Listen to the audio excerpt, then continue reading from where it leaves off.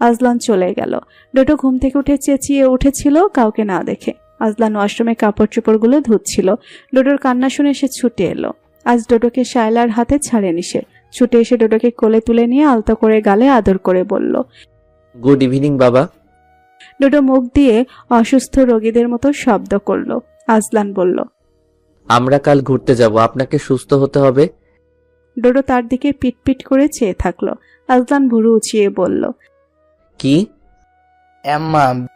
আজলান তাকে বিছানায় শুয়ে দিয়ে হাত দুটো তালুতে চুমু দিয়ে বলল, আব্বা ডাকুন। বেবে। আজলান হেসে আরো কয়েকটা আদর দিয়ে কপালে ঠোঁট ছুঁয়ে বলল, do you miss your mom Aizan? I know she is your lovely mom, you love her so much, but she is my stupid wife. I also know that she loves you too, but it's truth, she hates your father, she hates me more than she loves you. That's why hatred finally own Aizan. Hate is more powerful than love. You have to understand Aizan. ঘৃণা আর ভালোবাসায় ঘর হয় না। আমি তোমার মায়ের সাথে ভালো থাকার চেষ্টা করেছি কিন্তু অসফল হয়েছি। I failed miserably at this point. I am a failed husband, but I don't want to be a failed father. Dodo তার গলা জড়িয়ে ধরে নরম গালটা বাবার গালের সাথে লাগিয়ে রেখে বলল, আম্মা। বাবা। আব্বা। দিদি কপালের ব্যান্ডেজটা খোলার জন্য ডাক্তারের কাছে এসেছে। সাথে পায়ের বুড়ো আঙুলটাও দেখাবে। বুড়ো আঙুলটার কোনা ফুলে পুঁজ জমে আছে। ব্যথায় কাল সারা রাত ঘুম হয়নি। ডাক্তারের চেম্বার থেকে বের হয়ে একটা ফার্মেসির সামনে বসেছিল সে। একটা কলা পাউরুটি কিনে খেতে খেতে ভাবলো এখানে ফ্লাক্সির দোকান থেকে আজলান শেখকে একবার ফোন দেবে, কিন্তু আয়জা বলেছে সে সিম চেঞ্জ করে ফেলেছে, ফোন দিয়েও লাভ হবে না। রাস্তায় একটা কুকুর তার হাতে পাউরুটি দেখে ছুটে এসেছে ইতোমধ্যে, জিহ্বা লম্বা করে হাঁপাচ্ছে। তিথি তার দিকে বাকি পাউরুটিটা ছুঁড়ে মারলো, তারপর ওষুধগুলো কিনে নিল। টাকাগুলো ডোডোর আকিকার সময়কার টাকা। টাকাগুলো খরচ করতে গিয়ে তিথির বুকটা মোচড় দিয়ে উঠল। আজ 5 দিন হয়ে গেছে সে ডোডোকে দেখেনি, কেমন আছে সেটা অবধি জানে না। এমন দুঃসময়ও তার জীবনে আসবে তা সে কখনোই ভাবেনি। এর আগে কবে এমন কষ্ট ভুগেছে সে মনে পড়ে না, সত্যিই মনে পড়ে না। মনে হচ্ছে এর আগে সমস্ত দুঃখগুলো এটার কাছে হালকা তুচ্ছ। ডোডোটা তার একটা অংশ জুড়ে আছে, কি যেন হারিয়ে ফেলেছে সে, কি যেন নেই তার কাছে। ভীষণ নিঃসঙ্গ, একা, অসহায় লাগছে নিজেকে। এমন খারাপ সময়ের সাথে এই প্রথম সাক্ষাৎ তার। ফার্মেসিতে তার পরপর আরো অনেকে এসেছে। একটা মহিলা এসে তার পাশে বসলো, বলল, আপনি কি এখনকার মানুষ? তিথি মহিলাটিকে আগাগোড়া দেখলো। মহিলাটিকে দেখে মনে হচ্ছে সম্ভ্রান্ত পরিবারের বউ। গায়ে দামি বোরকা, মাথায় সোনালী রঙের হিজাব। যেটা বেশি চোখে পড়লো সেটা তার গোলাপি ঠোঁট আর চোখের পাপড়ি। তিথি সুন্দর কাউকে দেখে প্রশংসা না করে পারে না। মহিলাটির কোলে একটা 3-4 বছরের শিশু। তিথি জবাব দিল, হ্যাঁ। মহিলাটি তার পাশে বসলো, বলল, আমি এখানে নতুন এসেছি, বাচ্চার বাবার মামার বাড়ি, কিছুতেই চিনতে পারছি না। তিথির চোখ বাচ্চাটার দিকে আটকে আছে। মাথায় হাত বুলিয়ে আদর করে বলল, বয়স কত ওর? 4-এ পড়েছে। আপনি কোথায় থাকেন? জলিল চেয়ারম্যানের বাড়িতে। মহিলাটি অবাক কণ্ঠে বলল, ও তাই, উনি আমার মামা শ্বশুর। তিথি বাচ্চাটাকে আদর করতে মগ্ন হয়ে গেল। বাচ্চাটার হাসিটা সুন্দর, তার কোলে উঠে এসেছে ইতোমধ্যে। গায়ে অসম্ভব সুন্দর একটা ঘ্রাণ, কিন্তু ডোডোর মতো নয়। ডোডোরটা সব সুগন্ধিকে হার মানাবে, কত আদুরে, মায়াময়। ওটা শুকলে যেন মন ভরে যায়। কেমন আছে কে জানে তার বাচ্চাটা। তিথির চোখ দুটো সজল হয়ে উঠল। তন্মধ্যে একটা পুরুষ কণ্ঠস্বর শুনতে পেল সে। তোমরা এখানে? তোমাদের খুঁজতে খুঁজতে আমি পাগল প্রায়। মহিলাটি তার স্বামীর কণ্ঠস্বর শুনে চমকে উঠে ফিরে তাকালো। তিথি দ্বিগুণ চমকে উঠল, অবিশ্বাস্য দৃষ্টিতে চেয়ে এল। তার চাইতে দ্বিগুণ বিস্ময়ে চেয়ে আছে সেই লোকটি। তুমি? মহিলাটি তাদের মুখ চাওয়াচাই করে বলল, আপনারা একে অপরকে চেনেন? লোকটা বলল, হ্যাঁ চিনি, চলো তোমাকে গাড়িতে তুলে দেই। মহিলাটি কত রকমের প্রশ্ন করলো। লোকটা মহিলাটিকে নিয়ে চলে গেল, বাচ্চাটিকে আদর করতে করতে। তিথি মহিলাটির দিকে চেয়ে রইল এক দৃষ্টিতে। বয়স বোধহয় তার চাইতে 2-1 বছরের বেশি হবে। কত লম্বা, কত সুন্দর। এই অসম্ভব সুন্দর মেয়েটা কি জানে তার স্বামী একজন ভয়ানক রকমের বেঈমান। তিথির বুকটা ভার হয়ে এলো, যতটা ভার হয়ে এসে নিঃশ্বাস ফেলতে অবধি কষ্ট হয়। চোখ বুজে চোখের জল ছাড়াতে ভুলে যায় ঠিক ততখানি। চারপাশটা অন্ধকার ঠেকলো তার চোখে। বেঈমানটা ভালো আছে দিন শেষে, কিন্তু সে ভালো নেই কেন? বহু কষ্টে দাঁড়িয়ে পড়ল সে। রাস্তায় গিয়ে দাঁড়ালো একটা রিকশার জন্য। খুব শীঘ্রই বৃষ্টি নামবে। ওর মনের মতো আকাশেও মেঘ গর্জন করছে, কেমন নীরব আর্তনাদের মতো। বিকট শব্দ নেই, অথচ কেমন ভয়ঙ্কর। রিকশার জন্য দাঁড়িয়ে থাকতে থাকতে হঠাৎ খেয়াল করলো পাশে একজন এসে দাঁড়িয়েছে। তিথি, কেমন আছো? বাড়িতে কবে এসছো? তিথি রিকশা থামাতে ব্যস্ত হয়ে পড়ল, কিন্তু দুর্ভাগ্যবশত কোনো রিকশা থামাতে পারল না। লোকটার দিকে না ফিরে বলল, ওটা তোমার বউ? হ্যাঁ। তিথি কিছুক্ষণ চুপ থেকে বলল, তোমার বউ খুব সুন্দর, তোমার বাচ্চাটাও খুব আদরে, তুমি অনেক সুখী তাই না? আলহামদুলিল্লাহ। তোমার কি অবস্থা? তিথি কেমন যেন উত্তেজিত বোধ করছিল তখন, কম্পিত কণ্ঠে বলল, আমিও সুখী, আমারও একটা বাচ্চা আছে। বয়স কত? 1.5 বছরে পড়েছে, খুব আদুরে, একদম পুতুলের মতো ছোট। লোকটা চুপ করে রইল। তিথি একটু দূরে গিয়ে দাঁড়ালো, রাস্তার দিকে চেয়ে রইল। কখন যে একটা রিকশা থামবে, লোকটা তার পাশে এসে দাঁড়িয়ে বলল, তোমার বর শুনেছি একজন র্যাব। তিথি সগর্বে বলল, হ্যাঁ, অনেক বড় অফিসার, ডেপুটি কমান্ডার। হাই আল্লাহ, এত কিছু কখন মনে রেখেছে সে। স্বাভাবিকভাবে কেউ প্রশ্ন করলে বোধহয় বলতেও পারতো না। তোমার বরের নাম আজনাল শেখ? তিথি চমকে উঠল। তুমি কিভাবে চেনো? জিজ্ঞেস করতে যাবে তখনই মনে পড়ল প্রশাসনের লোক, তাই চিনতেই পারে। ওকে তো টিভিতে দেখায়, তাই বলল, হ্যাঁ, আজলান শেখ। তুমি ওকে চেনো তাহলে? অবশ্য চিনবে না কেন, ওকে চেনে না এমন কেউ নেই বাংলাদেশে। আমি খুশি হয়েছি তুমি সুখে আছো শুনে। তিথির মন কেঁদে উঠল, কিন্তু মুখটা স্বাভাবিক। মন কেঁদে উঠে বলল, না না, আমি সুখে নেই বেঈমান, আমি একটু সুখে নেই। কেন সুখে নেই আমি? তিথি বলল, তুমি কি ভেবেছো তুমি আমাকে ফেলে চলে গেলে আমার বিয়ে শাদী হবে না? আমি তোমাকে ইচ্ছাকৃত ফেলে যাইনি। জানি, তোমার বাবা তোমাকে ঘাড় ধরে টেনে নিয়ে গিয়ে সুন্দরী মেয়ে দেখে বিয়ে করিয়ে দিয়েছে। আমি কালো বেটে খাটো মেয়ে, তোমার কোনো দোষ নেই। আমি তোমার কোনো দোষ দিচ্ছি না, কারো কোনো দোষ নেই, সব ভালোই ভালোই হয়েছে। তুমিও ভালো কাউকে পেয়েছো, আমিও। রায়হান বলল, তা ঠিক। এখানে কি একা এসছো? মনে হচ্ছিল ঘুরিয়ে হাঁটছিলে। ওই আঙুলে একটু চোট পেয়েছিলাম। তুমি আমার উপরে রেগে নি তো? না না, রেগে থাকবো কেন? কপালে যা ছিল তাই হয়েছে, যা হয়েছে ভালোই হয়েছে। কিন্তু তোমাকে দেখে মনে হচ্ছে এখনো আমার উপর ক্ষেপে আছো। একটা রিকশা এসে থামলো তখনই। তিথি রিকশা উঠতে যাবে, তখনই থেমে গিয়ে বলল, আমি ক্ষেপে থাকলেও কি যায় আসে? শেষবারের মতো একটা কথা বলে যাই তোমাকে, কাউকে কথা দেওয়ার আগে তোমার বাবা মা, তোমার মামা চাচাদের কথা ভেবো। যা করতে পারবে না তার আশা কাউকে দেখিও না। তুমি আমার আশা ভঙ্গ করেছো, তাতে বেশি দিন কষ্ট ভোগ করতে হয়নি আমাকে। তেমন কিছুই হয়নি, কিন্তু তুমি আমার বিশ্বাস ভেঙে দিয়েছিলে, তাই এখন কাউকে সহজে বিশ্বাস করে উঠতে পারি না আমি। মিথ্যে মিথ্যে স্বপ্ন দেখানো কত সহজ তাই না? যদি হয় আমার মতো বোকা হাদা। তুমি ভালো থেকো, তোমার উপর আমার কোনো অভিযোগ নেই আর। রিকশা উঠে পড়ল তিথি। তার কিছুক্ষণের মধ্যে অঝোর ধারায় বৃষ্টি। সারা রাস্তা ভর সে ভেবে কুল পেল না কেন সে ভালো নেই। তাকে কেউ একজন ছেড়ে গিয়েছে। সে কালো বেটে খাটো, তাতে কি? তার তো সব আছে। ভিজে ভিজে বাড়ি ফিরতে দেখে মালেকা বেগম বকছেন তিথিকে। তিথি বোরকা খুলে ভেজা সালোয়ার কামিজ নিয়ে জানালার পাশে দাঁড়িয়ে রইল আনমনে। মালেকা বেগম বললেন, কাপড় পাল্টা। বলছি তিথি, জ্বরটা হলে আমি কিচ্ছু করতে পারবো না। একটা কানাকড়ি নেই আমার কাছে। তিথি মায়ের দিকে ফিরে চাইল। মালেকা বেগম তার হাত থেকে বোরকাটা নেওয়ার সময় তিথি ওনার হাতটা ধরল। মালেকা বেগম বললেন, পায়ের আঙ্গুলের জন্য ডাক্তারের ঔষধ দিচ্ছে। তিথি মাথা দুলিয়ে আবদার করে বলল, আমাকে একটু জড়িয়ে ধরো আম্মা। মালেকা বেগম হকচকিয়ে গেলেন। মেয়েকে বুকে জড়িয়ে ধরতেই তিথি কেঁদে উঠে বলল, শুধু আমি ভালো নেই আম্মা, সবাই ভালো আছে। বেঈমানটা কত সুখে সংসার করছে বউ বাচ্চা নিয়ে, আর আমার কাছে আমার বাচ্চাটা অবধি নেই। কিচ্ছু নেই আমার, কেউ নেই। ডুডুর কান্না আজ একটুর জন্য থামেনি।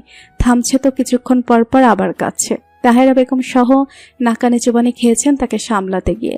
শায়লার হাতে কোনো কাজ ওঠেনি। তাহেরা বেগম না থাকলে দুপুরে সবাইকে না খেয়ে থাকতে হতো। ঘুমাচ্ছেও না। যতক্ষণ কোলে নিয়ে বাইরে হাঁটছে ততক্ষণ শান্ত। ঘরে প্রবেশ করা মাত্রই কান্না শুরু। আজদানের কাছে খবর পৌঁছানো হয়েছে, কিন্তু তার কাজের এত চাপ সে বাড়ি ফিরেছে প্রায় রাত 9:30টায়। তাদের একটা মিশন চলছে এখন, অস্ত্রোপচারকারীদের চক্রান্তের বিরুদ্ধে। চাইলেও ডোডোর কথা সে ভাবতে পারছে না। বাড়ি ফিরে দেখতে পেল ডোডো কাছে, তাও মেঝেতে বসে। তাকে দেখা মাত্রই হামাগুড়ি দিয়ে ছুটে এলো। আজলান কোলে তুলে দুগালে আদর করতে ডোডো আরো চেঁচিয়ে কাঁদতে লাগলো। শাইলা ওয়াশরুম থেকে বেরিয়ে এসে বলল, সরি স্যার, আজ সারাদিন এভাবে কেটেছে। আমি একটু ওয়াশরুমে যাব, তারও সুযোগ পাইনি। আন্টি কোথায়? রান্না শেষ করে উনি এশার নামাজ পড়েছেন।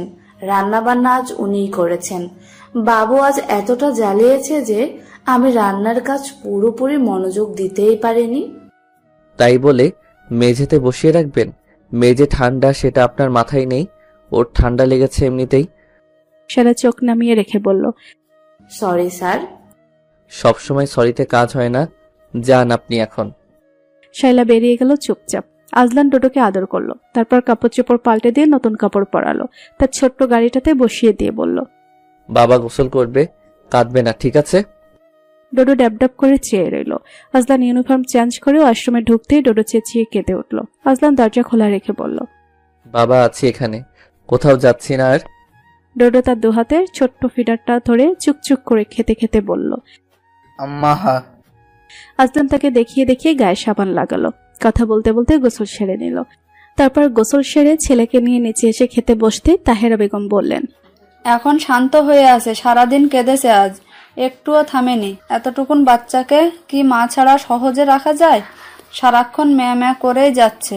মা চিনে ফেলেছে ও। আজলান খেতে লাগলো। ডোডোকেও একটু একটু খাওয়ালো। খেতে খেতে ভাবলো ডোডো আজ সবাইকে জ্বালিয়ে মেরেছে, তাই ওরাও নিশ্চয়ই একবার হলেও ধমক টমক দিয়েছে। শায়লা মাছের বাটি নিয়ে টেবিলের উপর রাখতেই শব্দ হলো কিঞ্চিত। যদিও বাসনকোসনের শব্দ হওয়া বারণ, সেই শব্দ শুনে ডোডো চোখ তুলতে শায়লাকে দেখলো। দেখা মাত্রই সে হাউমাউ করে কেঁদে উঠে আজলানকে চাপটে ধরে রাখলো। শায়লা ভড়কে গেল। আজ সকাল 10টার দিকে আম্মা আম্মা ডেকে তার বুক খামচা ছিল বাচ্চাটা। ভীষণ জোরে একটা ধমক দিয়েছিল সে। সেই থেকে কান্না শুরু করেছে আর থামেনি। ভাগ্যিস তাহেরা বেগম দেখেননি। আজলান ভুরু কুচকে একবার শায়লাকে একবার ডোডোকে দেখে নিল। শায়লা হাত বাড়িয়ে বলল, চলো আমরা ঘুরে আসি। ডোডো হাত পা নেড়ে কাঁদতে লাগলো। আজলান কোনো মতে খেয়ে উঠে গেল, তাকে বুকে জড়িয়ে বলল, মা, মায়ের কাছে যাবে তুমি? ডোডো কান্না একটু থামিয়ে তার মুখে মুখে মা মা মা। আজলান তার ছোট্ট কপালে তার কপাল ঠেকিয়ে বলল, কি করব আমি? ডোডো হেসকি তুলে বলল, আম্মা মা। আজলান ঘরে চলে এলো। আইজাকে ফোন করতে গিয়ে থেমে গেল। ফোন ঘাটতে ঘাটতে একটা রেকর্ড খুঁজে পেল সে। তিথি সেদিন ফোন করে ডোডোকে তার গলা শোনাচ্ছিল। সে রেকর্ডটা ছেড়ে দিয়ে ডোডোকে বলল, তোমার মা এখানে, কথা বলো। তিথি ওর কানের কাছে ফোন রেখে হ্যালো হ্যালো করেছে এর আগে। সে তা বুঝে হাত পা লাফিয়ে উঠে জোরে সোরে ডেকে বলল, আম্মা মা। আজলান অবাক চোখে চেয়ে রইল। রেকর্ডটা কান কাড়া শুনতে লাগলো সে। রেকর্ডে তিথির স্পষ্ট কণ্ঠস্বরটা শোনা যাচ্ছে। ডোডো, এই ডোডো কথা বল, তোর বাপ শুনছে। আব্বা ডাক। এই বোবা ছেলে, হাঁ করে চাইয়া থাকোস কেন? কথা বল, কথা বলতে বলছি ডোডো। ডোডো কান কাড়া করে চুপটি করে শুনে আছে। আজলান দৃশ্যটি অবিশ্বাস্য চোখে চেয়ে রইল। ডোডো ফোনটার সাথে কান লাগিয়ে তার উপর শুয়ে থাকলো। মুখে কি একটা যেন স্পষ্ট স্বরে বিড়বিড় করে গেল। তারপর কিছুক্ষণ পর ঘুমিয়ে পড়লো। আজলান তাকে বুকে টেনে নিল, একদম বুকের উপর তুলে নিয়ে জড়িয়ে ধরে আম্বিয়া বেগমের ফোনে কল দিল। রিসিভ করা মাত্রই আম্বিয়া বেগমের আহাজারি শুরু করে বলল, আমার ঘর তোর আন্ধার করে তোরা কই চলে গেলি বাপ? আমি কি এমন দোষ করছি যে এত বড় শাস্তি দিতেছিস আমাকে? এত বড় শাস্তি দিস না। আমার নাতিটারে কোথায় রাখছিস তুই? আজলান ক্ষীণ স্বরে বলল, ও তোমার কাছে আর ফোন দিয়েছে মা? মা ছেলের মধ্যে কথা শেষ হতে পারেনি, তার আগে আম্বিয়া বেগম কান্নাকাটি শুরু করে দিয়েছেন। আজলান রাগত স্বরে বলল, তুমি এভাবে কাঁদলে আমি আর ফোন দেব না মা। আম্বিয়া বেগম ক্ষীণ স্বরে বললেন, আরেক মায়ের কোল থেকে বাচ্চাকে কেড়ে নিয়ে তুই আমাকে মা ডাকিস না। 5 দিন তোর গলা না শুনে আমি পাগল হয়ে যাচ্ছি। সেখানে ওই দুধের বাচ্চাটাকে না দেখলে ওর মায়ের কেমন লাগছে বুঝতে পারছিস তুই? কতটা পাষাণ রে তুই। কেঁদো না, আমি দেখছি কি করা যায়। আগামী 2 সপ্তাহ কাজের মধ্যে ডুবে থাকবো, তাই সুযোগ হবে না। তারপর দেখি তোমাকে নিয়ে আসতে পারি কিনা। আম্বিয়া বেগম বললেন, ওর মা কতবার ফোন দিয়েছে ডোডোর খবর জানার জন্য। তুই ওর সাথে কথা না বল, কিন্তু বাচ্চাটার গলা তো শুনতে দিবি? এ কেমন ডাক্তার? আমার কাজ শেষ হোক, ডোডোকে এসে তুমি নিয়ে যেও। এখানে আপাতত লোক রেখেছি, ওরা দেখভাল করছে ওর। আর ওর মা, ওর কাছে ওর বাচ্চাকে দিবি না? আজলান কোনো কথা বলল না। তিথির ব্যাপারে শুধু জানার ছিল ফোন দিয়েছে কি দেয়নি। আম্বিয়া বেগম আফতাব সাহেবের অসুস্থতার কথাও চেপে গিয়েছেন। ছেলের উপর ওনার অনেক রাগ, কিন্তু তা দেখালেন না। ডোডোর কাছে পৌঁছানোর জন্য ওনাকে শান্ত হয়ে কথা বলতে হবে। আজলান ফোন রাখার সাথে সাথে আফতাব শেখ জানতে চাইলেন, আজলান শেখ কেন ফোন দিয়েছে? নিজের ছেলেকে এভাবে সম্বোধন করছো কেন? ছেলে আমাকে কিভাবে সম্বোধন করে দেখেছো? এসব তুমি শিখিয়েছো ওকে? তোমার ছেলে চায়টা কি বলো তো? কি চায় সে? বাচ্চাটাকে তার মায়ের কাছ থেকে দূরে রেখে কি প্রমাণ করতে চাইছে? আম্বিয়া বেগম রেগে মেগে বললেন, সব তোমার জন্য হয়েছে। তুমি সব নষ্টের মূল। তোমার ছেলে কেমন তুমি জানতে না? ওরকম মেয়ে পছন্দ করে এনেছো কেন? এর চাইতে ভালো মেয়ে তো চোখের সামনেই ছিল। তোমার ছেলে তাকে পাত্তা দেয়নি, তাই সে নিজের মতো করে কাউকে পেয়ে ভেগেছে। ডোডোর মাও এমন ভেগে গেলে ভালো হতো। সরসে চেঁচিয়ে উঠলেন আম্বিয়া বেগম, মুখে অলক্ষণে কথা এনো না। তোমার বোনের মেয়ে তলে তলে বেটা মানুষ হাত করে রেখেছিল। সেই মেয়ের সাথে তুমি আর তোমার বোন আমার ছেলের বিয়ে ঠিক করলে কোন সাহসে? আফতাব সাহেব নির্লিপ্ত গলায় বলল, তোমার ছেলেকে হুড়পুরি এনে দিলেও সে দোষ খুঁজে বের করতো। হেনারও দোষ খুঁজে বের করেছিল সে। তাই হেনা বুঝে গিয়েছিল ওর সাথে বাকি জীবন কাটানো সম্ভব না, তাই পালিয়ে গিয়েছে। এখন বৌমার হাত পা বাঁধা, তাই তাকে বাগে পেয়ে তোমার ছেলে তাকে শাস্তি দিচ্ছে। তোমার বোন তোমার ভাগ্নি সবকটা বেঈমান। ওদের সাথে ডোডোর মাকে মিলাবে না। তুমি আর তোমার ছেলের কারণে ওকে ঘর ছাড়তে হয়েছে। তোমার ছেলে ওকে ছেড়ে দিলেও যাবেটা কোথায়? খবরদার বলছি, এসব ভুলভাল কথা কারো সামনে বলবে না। আফতাব শেখ বললেন, তুমি কি তোমার ছেলেকে ডোডোর মতো দুধের শিশু ভেবেছো নাকি? ওর মাথায় কি ঘোরে তা তুমি বুঝতেও পারবে না। ও বৌমাকে জব্দ করতে পারলেই খুশি। ওই ছেলেকে আমি চিনি, আমার রক্ত তো। ও মরে যাবে কিন্তু বৌমার কাছে মাথা নত করবে না। আম্বিয়া বেগম বললেন, বউ কি ও আনছে? বউ আমরা আনছি। ওর বউ আমি রাখবো। ও রাখার না রাখার কে? আমি ওকে আজকে গিয়ে নিয়ে আসবো। তোমার কি মনে হয় ডোডোর মা তোমার সাথে আসবে? যার সাথে ঘর করবে সেই ওকে পাত্তা দিল না, আর তোমার কথা চলে আসবে? কি বলতে চাইছো তুমি? আমি কিছু বলতে চাইছি না। তোমার ছেলে যেটা করতে চাইছে সেটা আন্দাজ করে বলছি। ও বৌমার সাথে সংসার করতে ইচ্ছুক নয়। এসব ভং ওর অজুহাত মাত্র। আম্বিয়া বেগম টলমলো চোখে চেয়ে রইলেন।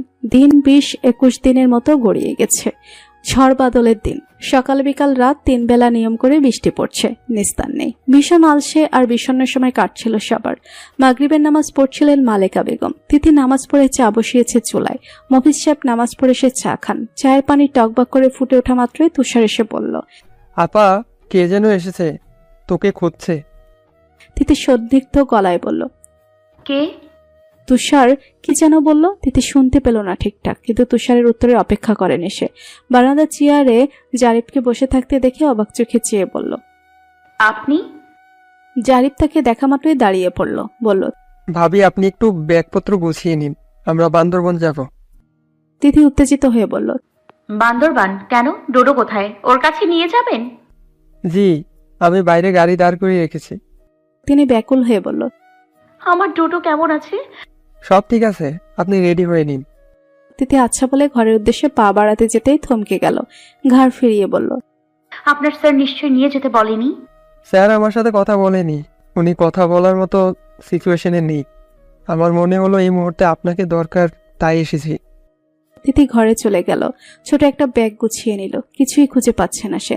হাতটা ভীষণ রকম কাঁপছে।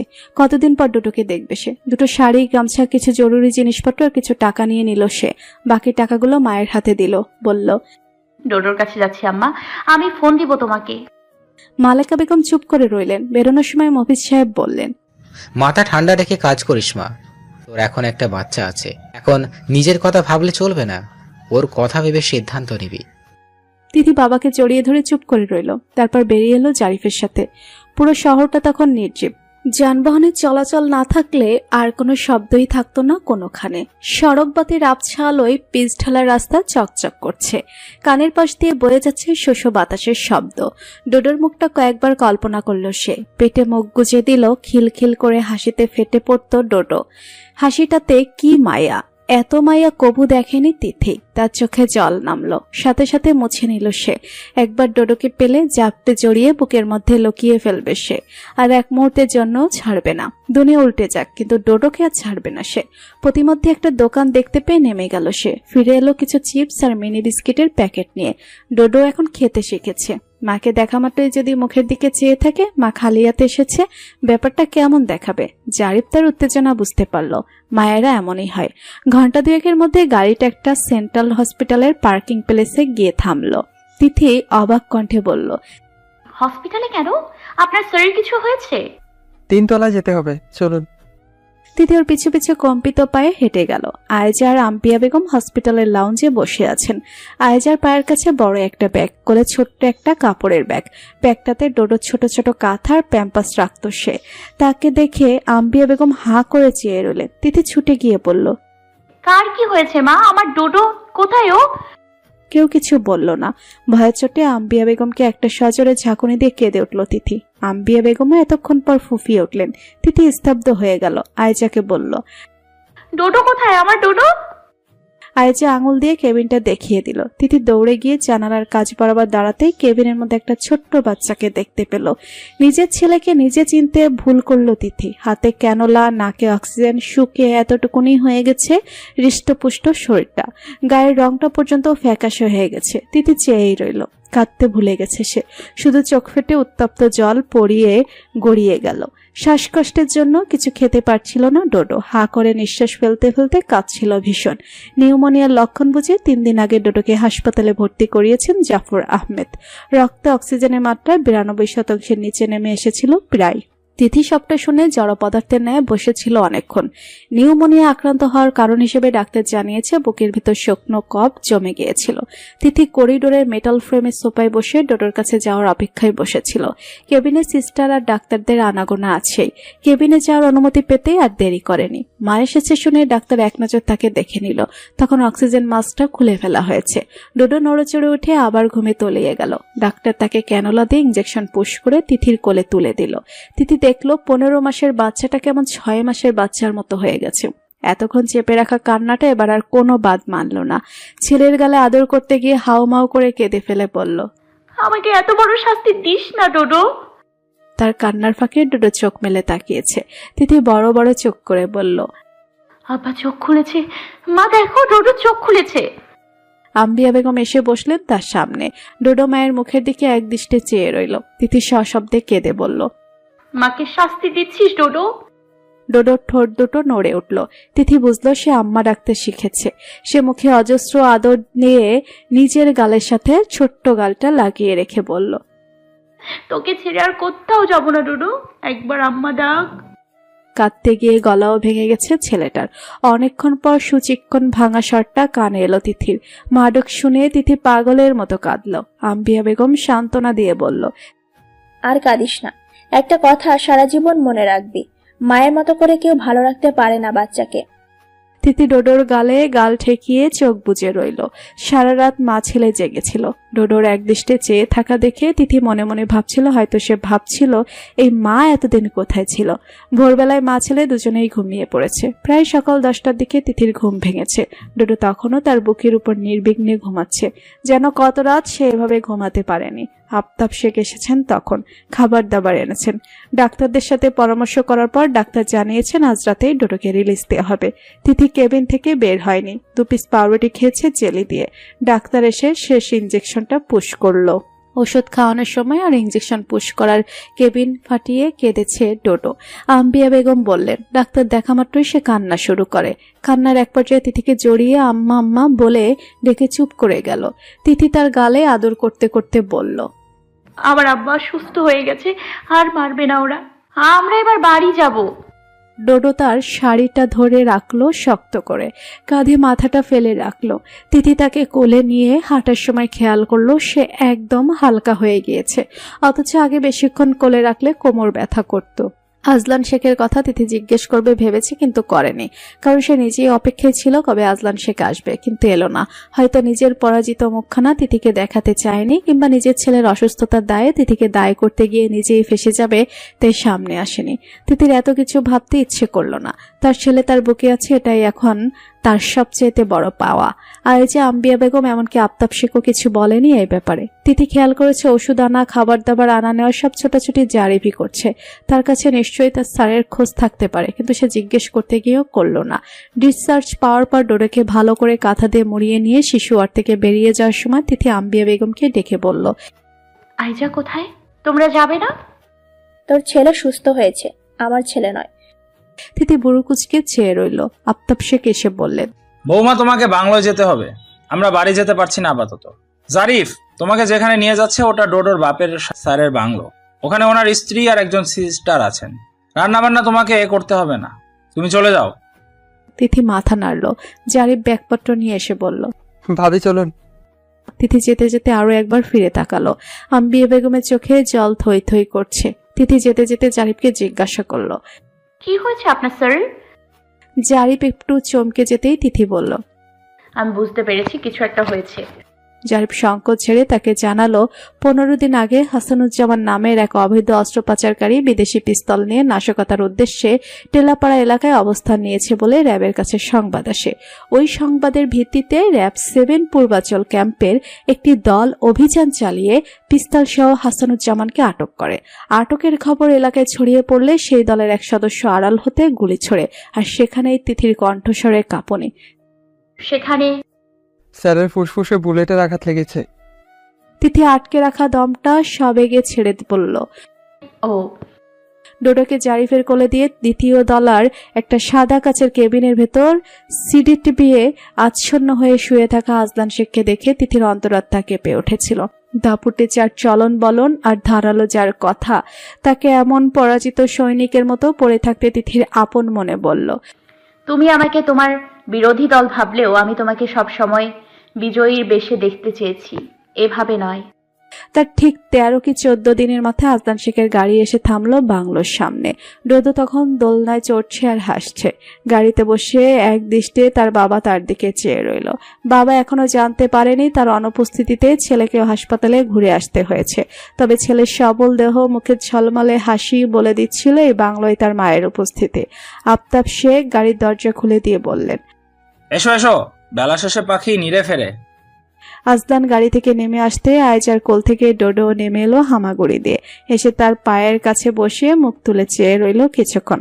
তারপর ধীরে ধীরে পা ধরে দাঁড়িয়ে পড়ল, পায়ের পাতায় ভর দিয়ে হাত দুটো বাড়িয়ে দিয়ে ডাকলো, এ পাপ্পা হা। ডোডো একটু একটু করে দাঁড়াতে শিখেছে। দাঁড়াতে গিয়ে আবার পড়ে গেলে কিছুক্ষণ গম্ভীর হয়ে বসে থাকে, আবার নিজে নিজে দাঁড়িয়ে পড়ে। তাহেরা বেগম এই কয়েকদিনে খেয়াল করলো মাকে পেয়ে সে পুরোদস্তর ভালো ছেলেতে রূপান্তরিত হয়েছে। সারাক্ষণ আম্মা বলে চেঁচাবে, তার মাকে উত্তরে জি জি বলতে হবে, ব্যাস সে খেলতে থাকবে। এইটুকুনি বাচ্চা, অথচ মাকে সে আপদমস্তক চিনে ফেলেছে। তার সাথে সাথে মাকেও কথা বলতে হয় এখন, নইলে চেঁচিয়ে কেঁদে উঠবে। মা ছেলে এখন পুরো বাংলোটা মাতিয়ে রাখে। ওনার বেশ ভালো লাগে, চলে যাবে ভাবলেই মন খারাপ হয়ে যায়। ডোডো এখন বাবার কোলে উঠে বসে আছে, বাবার মুখের দিকে একদৃষ্টে চেয়ে আছে। বাবাকে সে অনেকগুলো দিন পর দেখছে। আইজা আম্বিয়া বেগমকে বলল, আম্মা দেখো ভাইয়াকে কিভাবে দেখছে। আম্বিয়া বেগম হাসলেন। আজলান ফোনে কথা বলছে। ডোডো ফোনটা কেড়ে নেওয়ার পায়তারা করছে। বাবা তার সাথে কথা না বলে কেন ফোনে কথা বলবে। রাতের খাবারের বন্দোবস্ত চলছে রান্নাঘরে। শাইলা এক হাতে রান্নাঘর সামলাতে পারলেও তিথি আসার পর থেকে তার কাঁধ থেকে কাজের ভার হালকা হয়ে গেছে। বরং সে কয়েকটা দিন ভীষণ আনন্দে কাটিয়েছে বাংলোয়। 1 মাসের বেতন নিয়ে সে চলে যাবে মাস শেষে।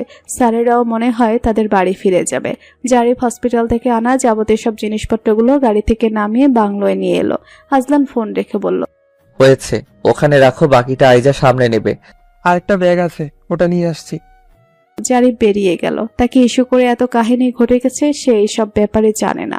আইজা তাকে কিছু বলেনি। সেদিন ঘটনাস্থল হতে স্যারের এক সহকর্মী প্রথম ফোনটা তাকে করেছিল। হয়তো নাম্বারটা স্যারের কল লিস্টের শুরুতেই ছিল, নয়তো স্যার বলেছে। আর তারপর জারিফ এক মুহূর্ত অপেক্ষা করেনি। চট্টগ্রাম মেডিকেল হসপিটালে ভর্তি করানোর 8 দিনের মধ্যে আজলানের শরীরের অবস্থার একটু উন্নতি ঘটলে জারিফ তাকে সেন্ট্রাল হাসপাতালের প্রাইভেট ক্লিনিকে ভর্তি করায় এক্সট্রা কেয়ারের জন্য। এই যাত্রায় স্যার বেঁচে গিয়েছে, তবে লাংস এখনো দুর্বল। প্রপার ট্রিটমেন্ট নিতে হবে আর রেস্টে থাকতে হবে আরো 1.5-2 মাস। কিন্তু সেটা আপাতত হয়ে উঠবে কিনা স্যারই জানেন। আজ রাতটা বাংলায় কাটিয়ে দিয়ে কাল সকাল সকাল বাড়ি ফিরে যাবে সে। তার দায়িত্ব শেষ। বাবা ছেলের মান অভিমান ভেঙেছে অনেক আগে। একমাত্র ছেলেকে জান প্রাণ দিয়ে হলেও সুস্থ করার লড়াইয়ে নেমেছিলেন আফতাব শেখ।